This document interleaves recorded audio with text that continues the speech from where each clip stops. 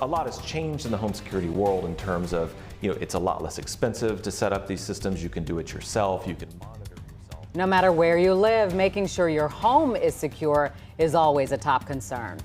In tonight's special report, Scott Schneider finds out the 411 you need to know when purchasing a home security system. When it comes to home security, which door are you going to pick? Door number one? It's really inexpensive now to set up these systems. I mean, you can buy one for $200 and to monitor it yourself using your smartphone, and that costs nothing. Or door number two? The pace of professionally installed alarm systems in your home is outpacing the DIY.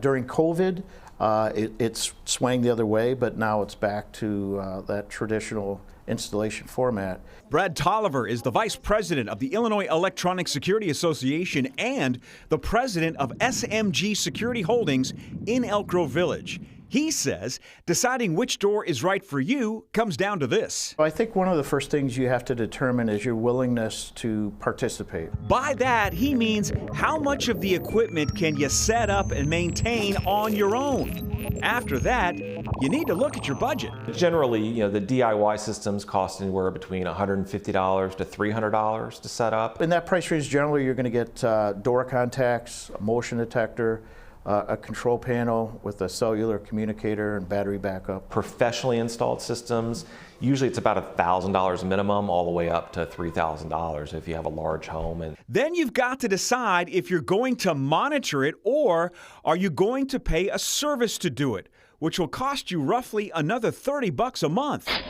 Whether or not you use a service could be determined by the number and type of cameras you set up. With the like the cloud-based cameras, I would say that's really configured for like 1 to 4 cameras. Otherwise, it starts to consume the network or the bandwidth of your internet or network at home. Now, before you decide which door is right for you, our experts say you need to get back to the basics of home security. What really hasn't changed is how burglars get into homes. Make sure your doors are secured, make sure that you have good lighting.